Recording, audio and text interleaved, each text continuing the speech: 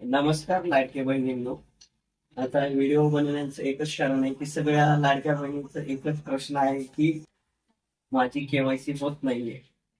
KYC मध्ये एक error दाखवते की हा आधार क्रमांक केवायसी दुरुस्तीमध्ये नाहीये. आता तिचा पर्याय काय आहे, काय करावे, सगळ्या लाडक्या बहिणींना हे प्रश्न पडलेला आहे. तर त्या प्रश्नाचं उत्तर आपण ह्या व्हिडिओमध्ये जाणून घेऊ. तर आता काही लाडक्या बहिणींनी जे केवायसी चालू केलेली होती, तेव्हा काही लाडक्या बहिणींनी केवायसी केलीच नाही. त्या अशा लाडक्या बहिणींना हे एरर दिसत आहे, ज्यांनी कसलेच प्रकारची केवायसी केलेली नाही.